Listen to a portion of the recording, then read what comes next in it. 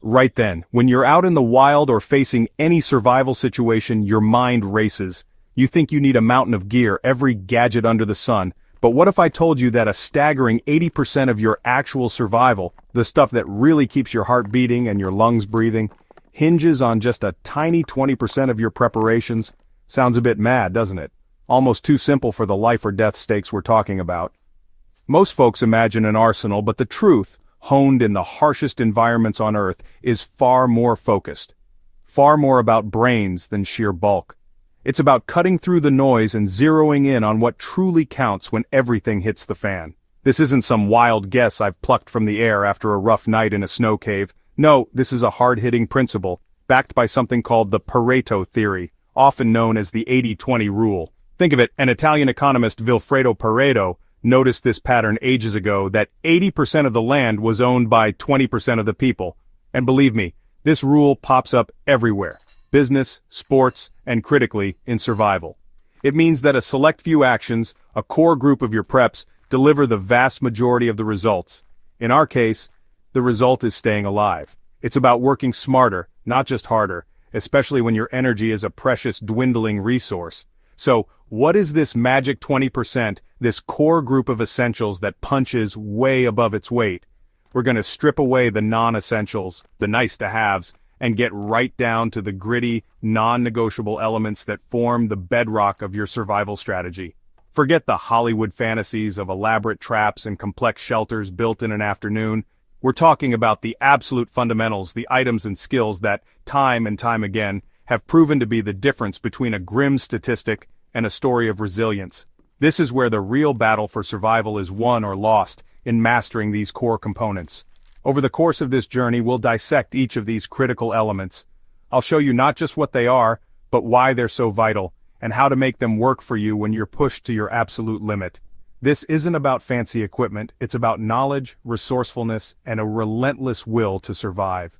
We're going to explore the raw, unfiltered truth of what keeps you alive, drawing on experiences from the most unforgiving corners of the planet. So strap in, pay attention, because understanding this 20% could very well be the most important preparation you ever make.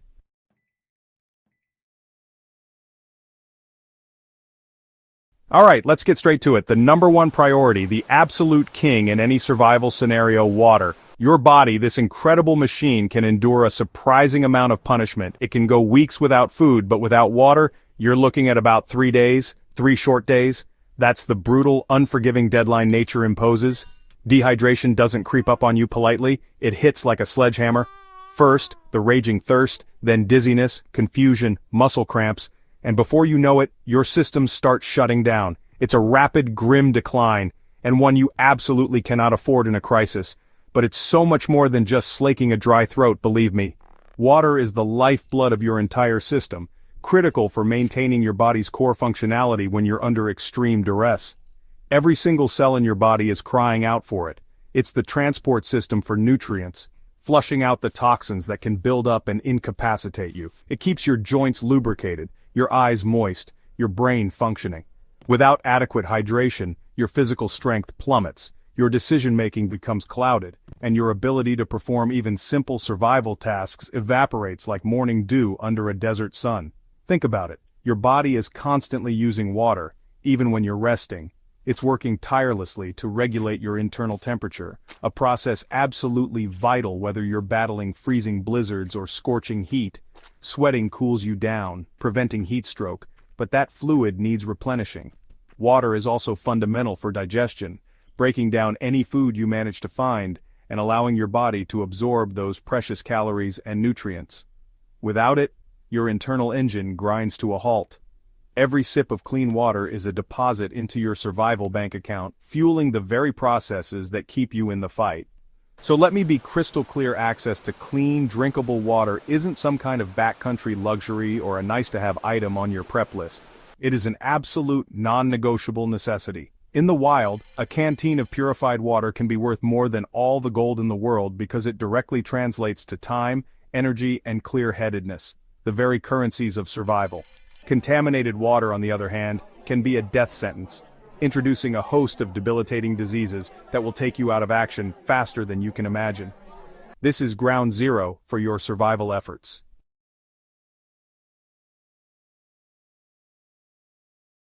Next up on our critical list, an element that has been mankind's companion since the dawn of time: fire.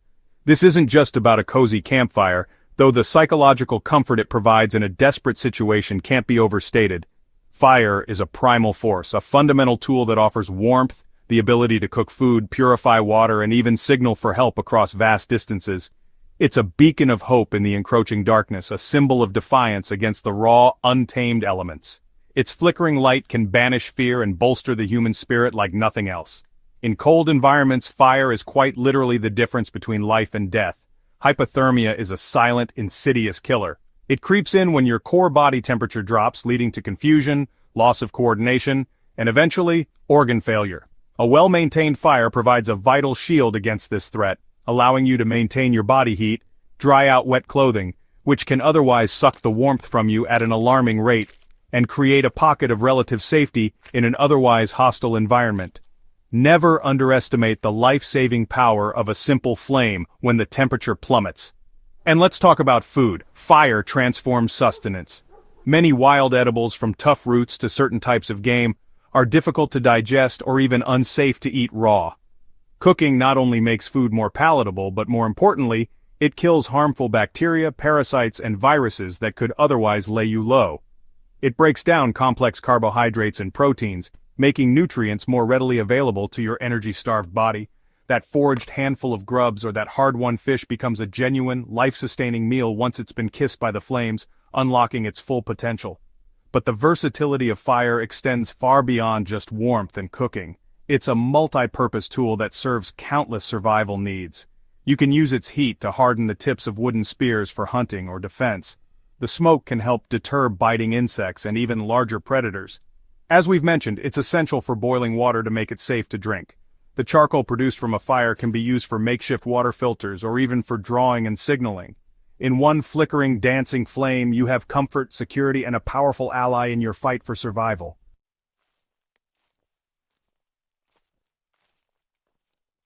Right, when you're out here, alone, pitted against the raw power of Mother Nature, it's not always the predators with teeth and claws you need to fear the most. Often it's the invisible enemy, the relentless creeping threat of exposure. The wind, the rain, the biting cold, or even the scorching sun. These elements can sap your strength, your will, and ultimately your life, faster than you can imagine. People underestimate this. They think they can tough it out, but nature doesn't care how tough you are. It'll strip away your body heat layer by layer, leaving you vulnerable and weak. This is a battle for survival you can't afford to lose from the outset.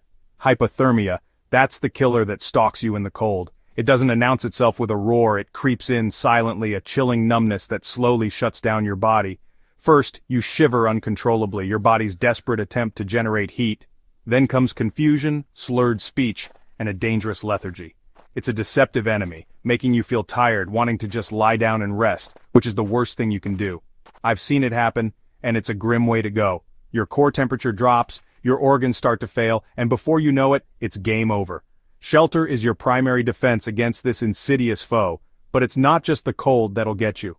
Out in the desert, or even under a relentless summer sky, the sun can be just as deadly. Heatstroke is a brutal adversary, cooking you from the inside out. Your body's cooling system gets overwhelmed, you stop sweating, your skin becomes hot and dry, and your temperature skyrockets.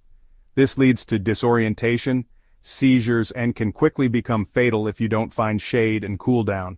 And remember, exposure to the sun massively accelerates dehydration, which we already know is a critical threat.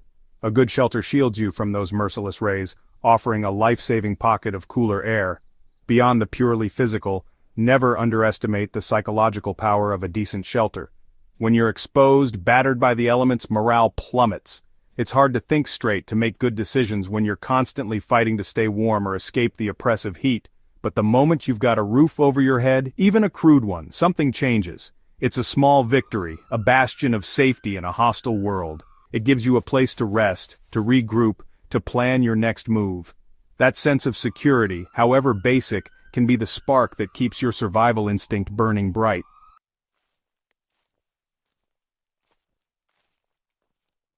Right, let's talk security. It's not just about bolting your door, especially when the world's gone sideways. True security, the kind that keeps you breathing when everything else is trying to stop you, starts in your head. It's a constant state of awareness, a primal instinct honed to a razor's edge. You've got your water, your fire, your shelter, fantastic. But if you can't protect them, if you can't protect yourself, then all that hard work, all that precious effort, it amounts to nothing. It becomes a target, a beacon for the desperate or the dangerous. We're talking about safeguarding your lifeline, your very existence, against threats you might not even see coming until it's too late. This is 360-degree thinking, every second of every day. When the chips are down, and society's rulebook gets tossed into the fire, human nature can show its darker side. Desperation makes people do unpredictable things. You might encounter folks who are just as scared as you are, but some will see your preparedness as an opportunity, a resource to be taken. It's a harsh reality, but one you absolutely must factor into your survival equation. Your security plan needs to account for the two-legged threat, because often, that's the most cunning and unpredictable predator you'll face. It's not about becoming a hermit, paranoid of every shadow, but about intelligent caution, understanding the risks, and having protocols in place. This isn't fear-mongering, this is survival sense, pure and simple.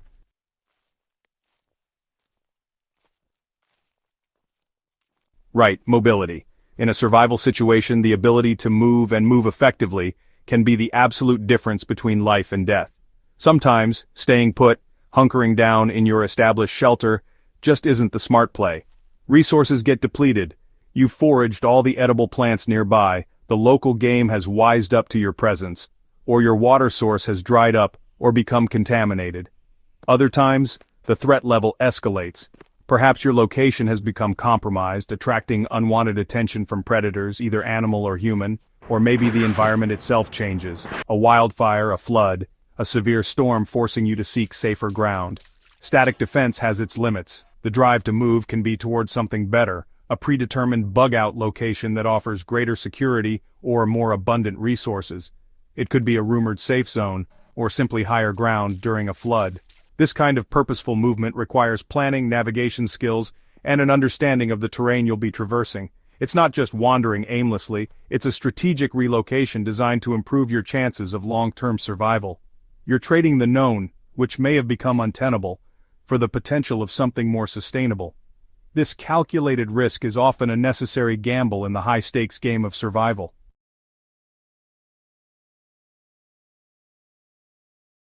So we've journeyed through the absolute essentials: water, fire, shelter, security, and mobility. These are the pillars, the core components, that the 80-20 rule of prepping demands you master.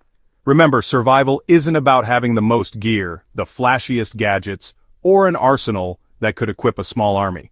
It's about having the right gear, the crucial few items that deliver the biggest impact. And more importantly, the knowledge to use them effectively. Out here, in the raw, unforgiving theater of the wild, or even in a sudden urban crisis, it's the smart, adaptable prepper who thrives, not the one weighed down by a mountain of non-essentials. Less can indeed be more, if it's the right less. Applying this 80-20 principle, focusing your energy and resources on these critical areas, will not only lighten your physical load if you have to move, but it will dramatically increase your chances of making it through. It streamlines your thinking, allowing you to react faster and more decisively when seconds count. Think of it as sharpening the spear tip, rather than just making the spear heavier. A keen edge, backed by skill and a resilient mindset, is far more effective than brute force or an overabundance of options that can lead to paralysis by analysis. This focused approach is your lifeline when everything else is stripped away. Ultimately, the most valuable assets you possess weigh nothing at all: your skills, your knowledge, your adaptability, and your mental fortitude. You can lose gear, your shelter can be destroyed, but what's in your head, the experience you've gained through practice and learning, that's truly yours. Train your mind, practice your skills in controlled environments before you need them for real. Learn to improvise, to see resources where others see only wilderness. Cultivate that unshakable belief in your ability to overcome adversity. This inner preparedness is the true heart of the 80-20 rule in survival. Maximum impact from the most fundamental yet most powerful tools you have. So as you continue your own journey of preparedness, keep these core principles at the forefront. Stay focused on what truly matters, on the vital few elements that provide the vast majority of your survival capability. Stay prepared, not just with gear, but with knowledge, with practice, and with a mindset that refuses to quit. And above all, stay safe by making smart, informed decisions. The world can be an unpredictable place, but with the right approach, the right skills, and the right priorities, you can face whatever challenges come your way. You've got this.